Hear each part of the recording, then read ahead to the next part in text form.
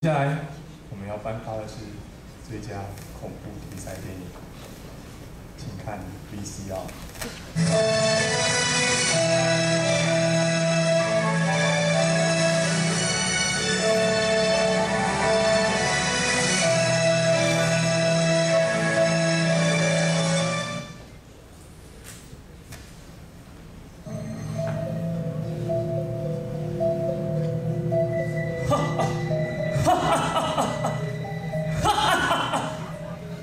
我就是鼎鼎大名的吸血鬼德古拉男爵。我绝对不会说，我最害怕的东西就是阳光。又到了我最喜欢的吃饭时间喽！不要！那我的不，这东西，这个刺激，还有，哇，还可以变换频率，太高级了吧！受不了啊，视网膜都掉下来了，贴不回去了光刺激到底有没有那么强大？有请受奖人。光刺激频率对视网膜结细胞感光反应之影响。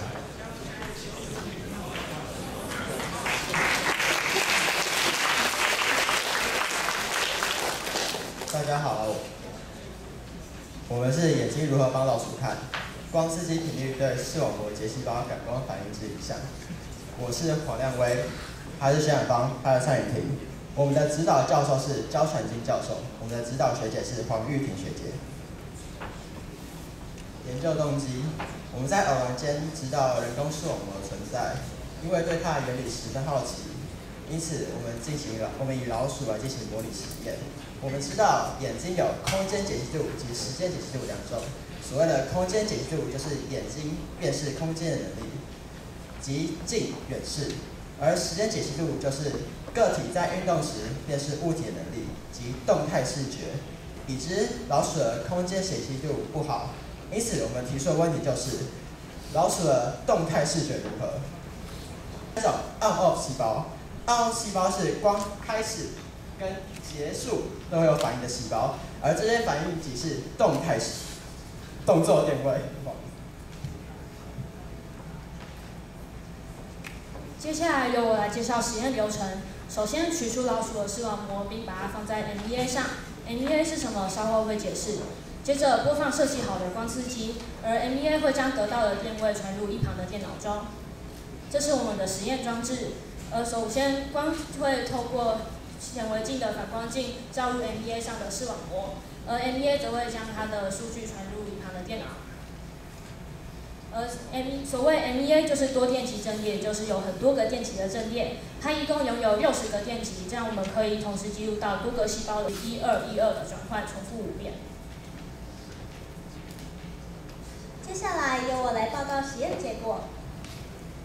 首先是实验1，由低频到高频，以下图表中 X 轴与 Y 轴分别代表光刺激的频率，以及在该刺激下，它在固定时间中所产生的动作电位数。那粉红色的细线代表各次的实验结果，红色的粗线则代表它的平均。我们将结果分为 on 结细胞以及 on-off 结细胞。首先，在 on 结细胞中，我们可以发现它在低频率的时候反应较好，而在高频率时反应较差。在 on-off 结细胞中也会得到相似的结果。接着是高频到低频，也就是播放顺序倒过来的时候，我们可以发现，在 on 结细胞中，它在高频率时反映出人工电子眼的设计中，以突破现在它无法有适合人类的时间解析度的这个设计困境。总而言之，老鼠的视力真的非常的差。这是我们的参考资料。感谢焦传金教授以及黄玉婷学姐的指导，谢谢为我们牺牲很大的老鼠们，以及清大美丽又便宜的午餐，时常很晚才来接我们的爸妈，以及在台下认真聆听的你们。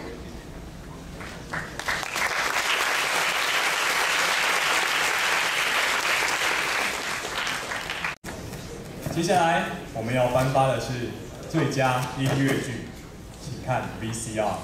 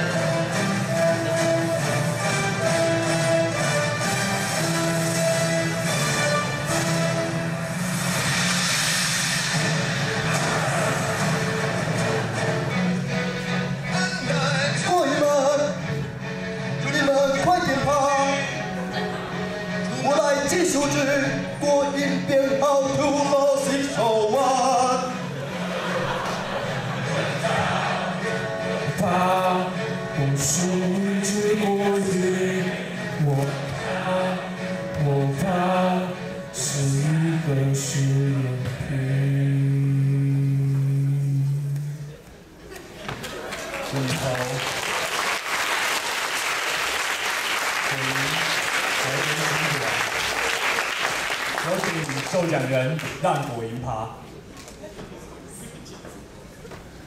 大家好，我们这组是抛 B301L 对果蝇爬行能力和记忆能力的影响。我是谢义群，这位是刘家伟，是荣庆，我们指导教授是张慧宇教授。我要来介绍阿兹海默症。阿兹海默症又称为老年痴呆症，好发于65岁以上的老人。它的症状是会造成辨认能力及记忆能力的下降，行动也会变得迟缓。关于阿兹海默症成因，目前仍尚未有定论。其中一个关于阿兹海默症成因的就是微管相关蛋白质假说。微管相关蛋白质假说认为绦蛋白病变跟阿兹海默许多具有绦 P301 的质体，最后打入果蝇中便可进行节后行为实验。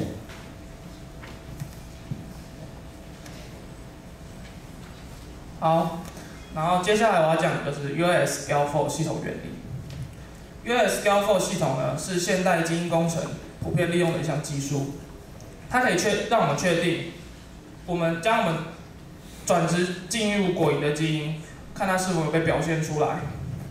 然后 GAL4 就是转录因子，然后 UAS 就是启动子，然后我们会在启动子后面接上的 target gene。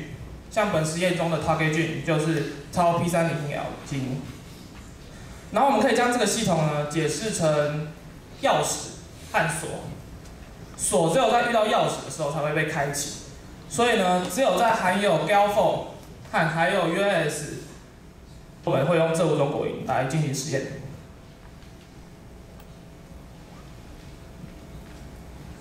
好，所以现在我已经出了含有突变绦蛋白基因的果蝇。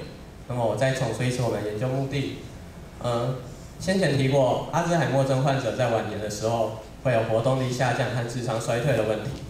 那么根据绦蛋白假说，我们想要验证看看，果蝇具有突变绦蛋白基因的果蝇是否也会出现上述的2种现象。于是我们设计了分批实验，这样子才可以呈现出它随年龄的变化。而且应该要考虑果蝇对颜色原先的喜好程度。这边是我们的参考资料。感谢清华大学给我们1年做研究专题的机会，感谢张慧云教授的指导，感谢实验室学长姐的帮忙，感谢牺牲无数的果蝇，感谢父母的关心与陪伴，感谢同学加油与打气，还有感谢台下聆听的你们。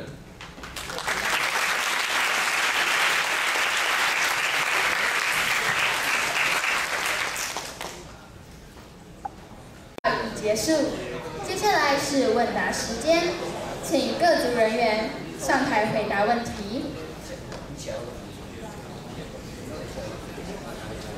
让我们欢迎白色念珠菌的G蛋白在细胞壁及抗药性扮演的角色探讨。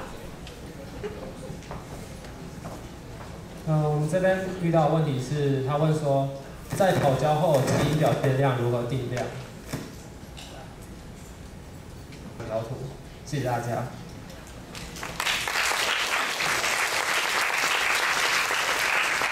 第2组，撞击与酒精对果蝇脑及行为影响初探。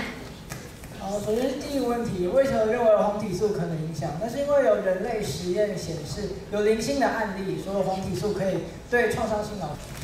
然后第二个问题，它简单来讲，它就是问说，将脑切开之后，会不会可能那些绿色荧光是观察到麻醉或是疼痛之类的？基本上我们就做了实验组和对照组，所以而且方法有一些。然后这边还说到第4个问题，是可以再解释一下 grooming activity 的进行目的结果。然后基本上 grooming activity 就我之前有讲，它就是一个清洁行为，然后它是一个非常平常的行为，只要环境中的尘埃微粒数目非常高的时候，果蝇就直接会进行这个行为，就很一般的清洁行为，所以应该也没有什么不好的影响或什么之类的。好，那就谢谢大家。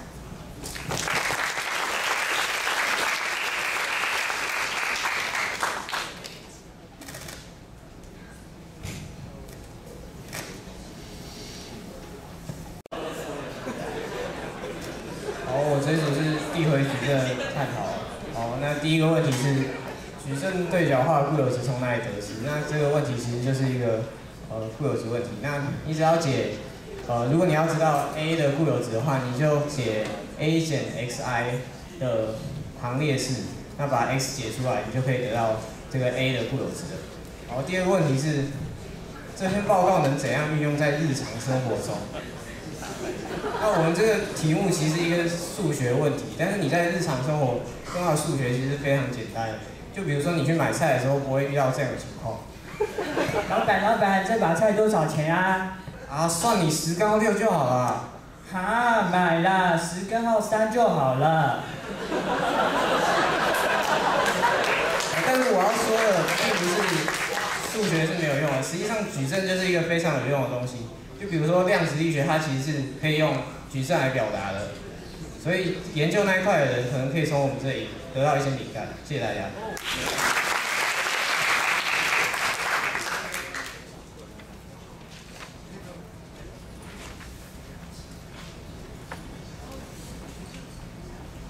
接下来是光刺激频率对老鼠视网膜感光行为之影响。首先，我们收到的问题是如何取出老鼠的视网膜。那我们会取4周大的成鼠来做实验，先麻醉它，断颈之后取出眼睛，在显微镜下将眼睛剖一半，去煮炸之后即可得到视网膜。希望以上的回答可以顺便回答到老鼠做实验时会不会闭上眼睛的问题。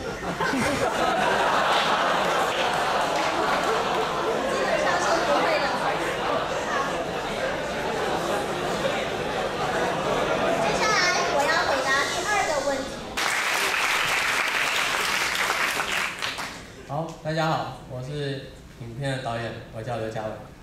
影片组这边收到不少问题，那其实很多地方都是有关一些矛盾的情节、不合情理的情节，或者一些霸凌的情节。不过我要先跟大家说声谢谢，谢谢你们看得这么认真、这么仔细，看得这么用心。不过至于这些不合理的地方呢，其实也没有必要一一回答，因为呢，我们就是一群高中生嘛，我们很粗略器材，很粗略经验，就是很用心的去拍了这部电影。那我们主要表达是一个概念，等一下花絮或许会有呈现一些概念。那么很多地方都是戏剧效果啊，我们实验风气也没有那么差，没有什么霸凌的问题，这一切都是戏剧效果。好，谢谢大家。